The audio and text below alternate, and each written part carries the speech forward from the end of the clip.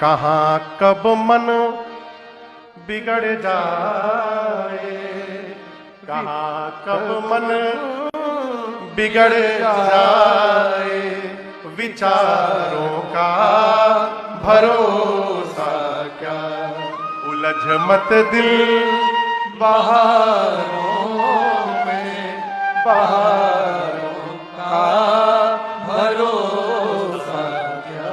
क्यों कह रहा हूं? प्रताप भानु नाम के राजा, वेद भगवान ने जितने यज्ञ बताए हैं, एक एक यज्ञ को हजार हजार बार करने वाला राजा, और किसी भी यज्ञ का फल अपने पास न रखकर भगवान को अर्पित करते थे। इतने धर्मात्मा राजा। जीवन में एक बार एक कपटी मुनि का कुसंग लग गया। वो कोई मुनि नहीं था, इस राजा प्रताप भानु के द्वारा पराजित एक राजा था। प्राण बचा के जंगल में चला गया, दाढ़ी मूछ बढ़ गई, बाल बढ़ गए, साधु बन गया।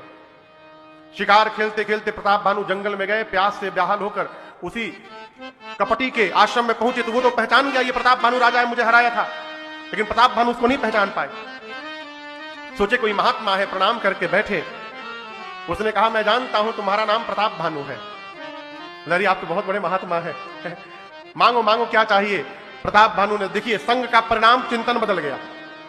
प्रताप भानु ने कहा, मैं चाहता हूं कि धरती पर केवल मेरा साम्राज्य हो, कोई मेरा शत्रु ना रहे, 100 कल्पों तक मैं राजा रहूं, जन्म मृत्यु से परे हो जाऊं। कपटी सुना तो कहा, यह सब हो जाएगा, लेकिन कब होगा? यदि तुमको ब्राह्मण आशीर्वाद दे देंगे तो। अब ब्राह्मण कब आशीर्वाद देंगे? जब बढ़िया बढ़िया उनको भोजन कराओगे। अब बढ़िया भोजन तुम्हारे भंडारी जी नहीं बना पाएंगे राजा। एक काम करो, 1 लाख ब्राह्मणों को निमंत्रण देना, अब मैं ही तुम्हारे घर में आऊंगा वेश बदल के, अब मैं भोजन बनाऊंगा, उस भोजन को जब खिलाओगे तुम, ब्राह्मण तुमको प्रसन्न होकर आशीर्वाद देंगे। रचना बनी, 1 लाख ब्राह्मणों को निमंत्रण दिया प्रताप भानु ने।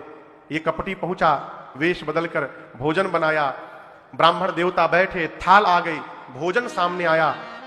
भोग लगाने के लिए जैसे हाथ में लेकर जल संकल्प करने वाले थे ब्राह्मण, तब तक आकाशवाणी हुई, सावधान, हे विप्रवर, आप जो भोजन करने जा रहे हैं उस भोजन में ब्राह्मण का मांस मिलाया गया है। अरे इतना सुनते सारे ब्राह्मण क्रोधित हो गए और उसी जल को प्रताप भानु के ऊपर छिड़क कर शाप दे दिया, जाओ पूरे परिवार कुल समेत असुर हो जाओ। ब्राह्मणों का शाप मिल गया हो, वही प्रताप भानु राजा बना रावण। उसका छोटा भाई अरिमर्दन कुंभकर्ण बना, और प्रताप भानु के जो मंत्री थे धर्मरुचि, वो रावण के सौतेले भाई विभीषण जी बने। रावण दोनों भाइयों को ले जाकर कठोर तपस्या करता है। ब्रह्मा जी शंकर जी वरदान करने देने गए।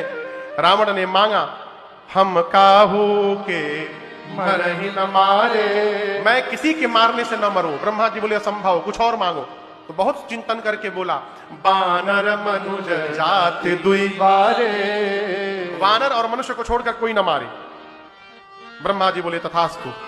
कुंभकर्ण के पास गए। आपको पता है कुंभकर्ण क्या मांगने वाला था? 6 महीना वो मांगने वाला था, 6 महीना जगूं और 1 दिन सोऊं। ब्रह्मा जी सोचे 6 महीना जग जाएगा तो मेरी पूरी सृष्टि खा जाएगा।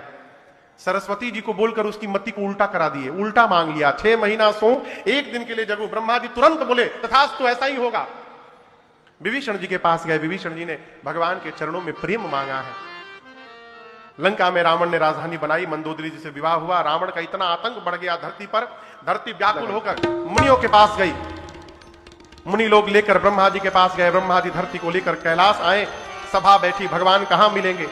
कोई कहता है बैकुंठ में, कोई कहता है साकेत में, कोई कहता है क्षीर सागर में। शंकर जी बोले, कहां नहीं मिलेंगे? हरि व्यापक सर्वत्र समाना, प्रेमति प्रगट होहि मैं जान। ब्रह्मा जी, भगवान शंकर बोले ब्रह्मा जी से, भगवान सर्वत्र है, हम लोग प्रेम से बुलाएंगे तो कैलाश में ही प्रकट हो जाएंगे।